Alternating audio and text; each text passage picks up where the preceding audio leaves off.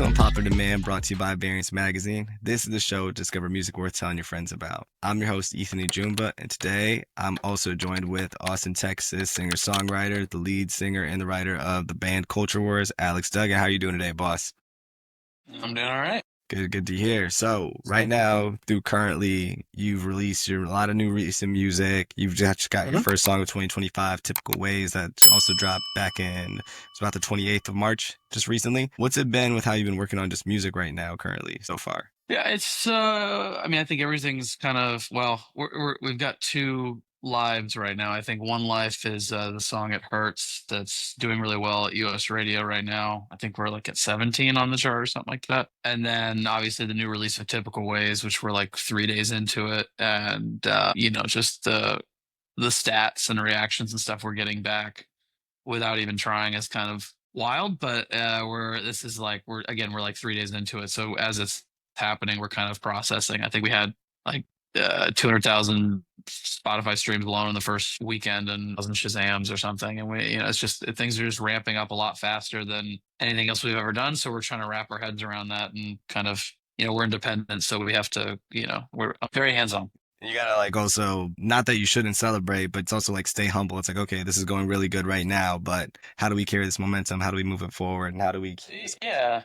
Yeah, I think that's a big part of it. And, having good momentum is great, but you have to be able to facilitate that because the industry is very, and people in general now and with music are very, oh yeah, that was last week kind of thing, and so you have to continue to be in the conversation and continue the momentum. Otherwise, everyone goes, yeah, yeah, that was cool. But, look, we've been a band for 10 years. So we've been independent for all 10 of those years. So we know the BS, so Yeah. we have a very good team now at this point, and we know how to navigate it. But it's a fight.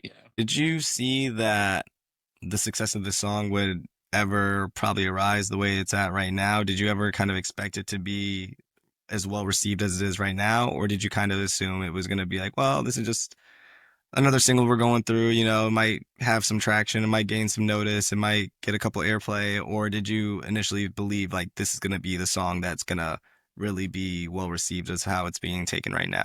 Yeah, a year ago, I would tell you that it was just another song on the album. But we went on tour, went on a lot of tours. We did Asia and Australia with Lainey, and we did Asia just recently with Maroon Five, and we went to Mexico with Keen, and a lot of like big stadium arena shows, which we're not really used to at all. But night after night, even on a bad night, that song would be like in the middle of the set, like not in a great, not in the. It wasn't like the last song where everybody cheers because they're like, "All right, great, get off stage."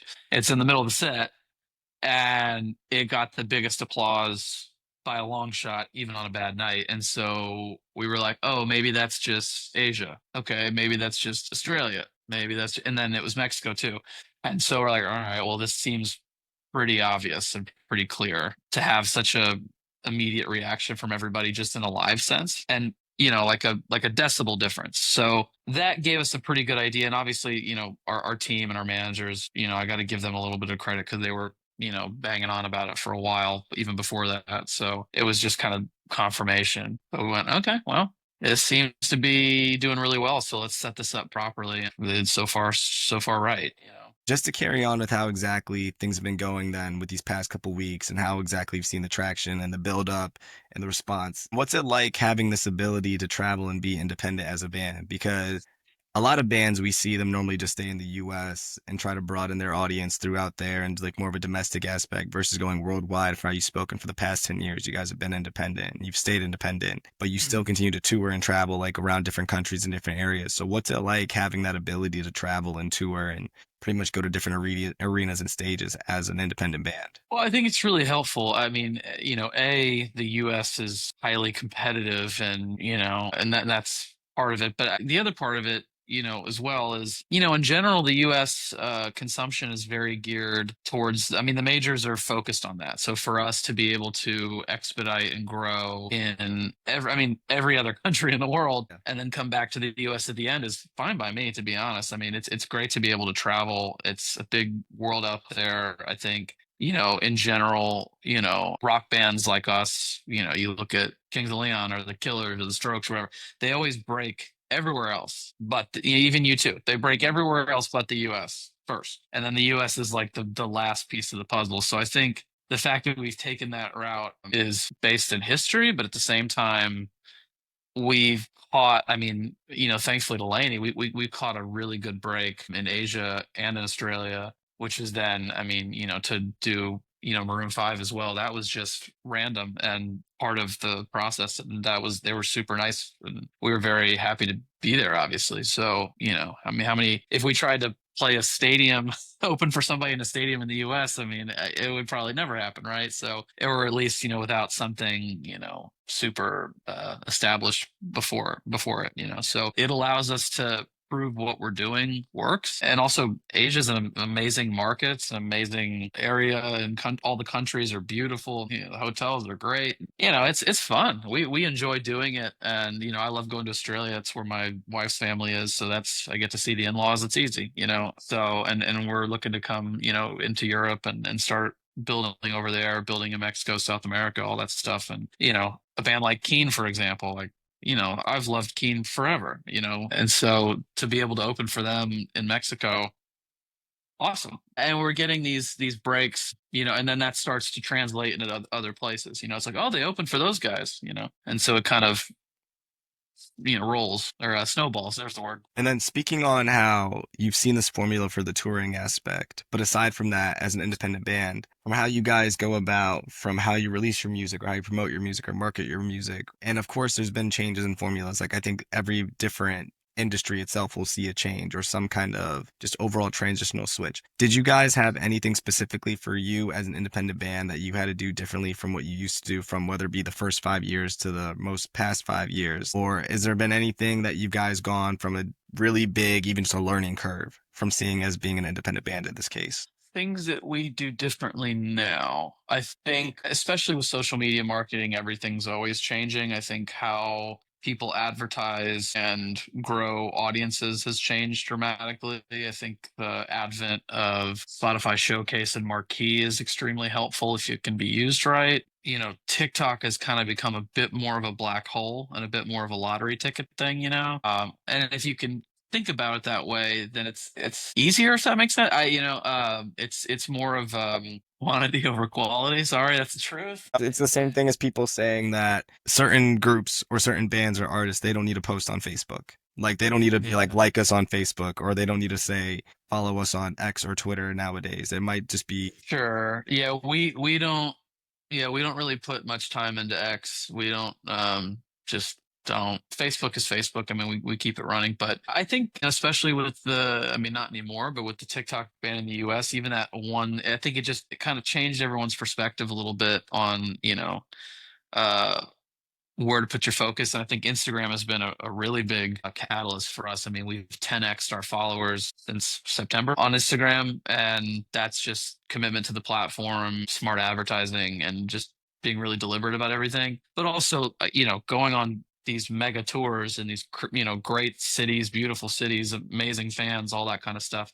I mean, no one does it like the Philippines, with the fans there. So you have great content because you're on these big tours, and then you have these fans that are never heard of you, and you get put in a room of 50,000 people, like we did in Manila, sold out, totally full, and just that can pop it off, and then they go tell their friends, and so there's still something to what I call like hand to hand combat. elaborate. I run the Instagram. Well, yeah, it's like, I mean, obviously hand to hand combat, like in tour, like when you're playing shows, is you're trying to win people over in person right then and there. But I think beyond that, just using your Instagram to engage with fans yourself, to not like, we have people that help us with like making sure posts go out on time and that Yeah. stuff. But in terms of responding to messages from fans and stuff like that, I don't let anybody else do that. It's just me. So I think people are pretty surprised when they like will send a message and they'll get a response, and it's from me, So even with, I think we're at 40,000 followers or something now, even with that, I'm still responding to all the messages. I think it's incredibly important to continue to establish that kind of connection with everybody. New era of fan mail right now. People think the DMs are pretty much like a treacherous place where if you're going to get blown up in notification haven and see nothing but a bunch of blue dots that are left unread. But having that engagement really will pay off. And you'll see a lot of Yeah. results from it that people kind of see as like, oh man, I don't want to check it. But I'm like, if you do some checking, you do a little bit of responding here and there, and you put a little time into just even saying thank you or hello. I mean, just saying thank you or just liking something goes a long way. Sometimes people are just shocked that we even Yep. liked something, and it's such a small commitment of time. I don't think there's like if we can do it with 40,000 followers, everyone should be doing it. Agreed. And resharing good video from shows to our stories, because not only the people not there can see what's going on in the shows, but the people who post I've seen where we'll start posting videos and people see that we're resharing and they start posting videos as I'm doing it because they realize now that they may get reshared. So it's cool content, Yeah. especially when you're playing, again, you're playing in a stadium or something and people are going nuts. Like that's cool. It's fun to watch, especially for a band like us where it's not really expected. Do you guys feel like you try to do the unexpected now more than anything? Because I think at one point there was a formula or even just a model of how it was promote your album, release your album, go on a press and tour run, and then kind of like record,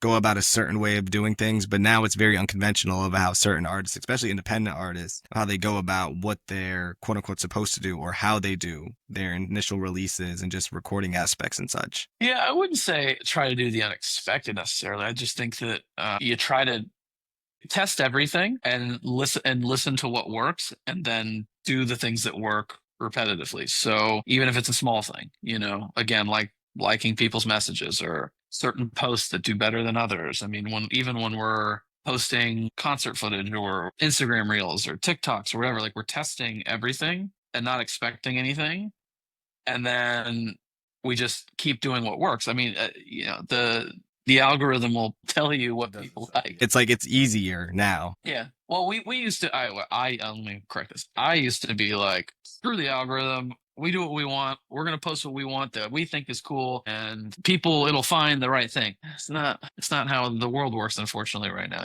It's you're dealing with a lot of noise, and you have to cut through that noise. And if it is, like a song like Typical Ways, if it works, it works. I mean, I've never seen more positive responses from what we're doing, even in small part, than right now. I mean, with good content that's reactive, everything becomes easier, everything becomes cheaper, frankly. So,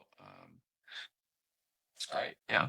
And then to follow up with what you've got from just the overall reception of Typical Ways, your debut LP, If Not Now, When? You described it as unshamed rock, where it just resonates with really, really authentic rock elements and just aesthetics of what you've got going on for. What do you plan to incorporate musically and lyrically in order to do that? I think with this album, our main intention going ahead was song first. So we decided that we were going to write every song with two elements, which would be a vocal and a guitar, or a vocal and a keyboard, or whatever the hell. And if we didn't like it at that stage, we would not move forward. Okay. And so it forces you to come up with, really great songs that can stand on their own and then not necessarily tracks, right? And then when you have that, then you can just put in drums, bass, and guitar and be done with it because it's already a good song. Like you have to there's less zhuzhing when it's a good song. And so taking that formula has helped us do what we wanted to do, which is just let the band be the band and play what we're going to play and do that stuff. I would say, like, from an outside perspective, I can get how, like, instant gratification with technology can like put you into a place where it's a lot easier to just like have a really cool track or whatever it is. At the end of the day, what's going to rope people in is the song. And I know like labels do a lot of this like interpolation, and really they're just sampling, as a way to like build familiarity with people, as opposed to just like writing something that works. I just it seems like a shortcut to me. We don't do it. But I think again, just not only, I mean, we're writing everything ourselves. There's not 10 songwriters in the room that we hired. Our guitar player is our producer. We do everything ourselves. I've been very much intent on songwriting as a skill and we need to build it. And the better we get at it, the more successful we will be long term so that we're not dependent on anybody else. The worst thing you can do is have a producer that helps you, do everything and then you're stuck with them, and then you can't get away from it because you didn't develop any of the skills yourself. Or a songwriter, the same thing. So we're very intentional about just putting in the hard work, which I think maybe I don't know, maybe that's the thing. But just as a secondary to that, in general, you get what you pay for, and there's less money in the music industry to go around, and there's less money to put at risk to invest in bands. And so right now, I would say labels are, I mean, they're starting to stray away from this, what seems like it, but they want to buy an audience, not necessarily an artist. They think, well, we can just bring in songwriters and bring in producers and build the whole thing ourselves. And, if they've got the audience and attention, that's where you have like TikTok, TikTok stars that then have music careers. And sometimes it works sustainably. I don't know. I don't know about longevity. I'd be willing to argue that Well, no. you can make a career off YouTube music probably more than you could off TikTok. I think, but that's also because the length and the span of what the videos of what the medium is as well too is a lot different compared to like one's almost like reading a book and flipping a magazine in comparison. It does create a bit of a struggle, but I think what you guys have got going on from Typical Ways, everything from that's coming up from your album and what you've got going forward, it's going to be nothing short but amazing for how you guys plan to just overall release and continue as a career as a band. Thank you again, Alex. I appreciate you Yeah, coming thank you. on. Overall, it was great speaking with you for everything you got going on moving forward. Amazing for what you got going on with Typical Ways. And thank you again for coming on today for Unpopular Band.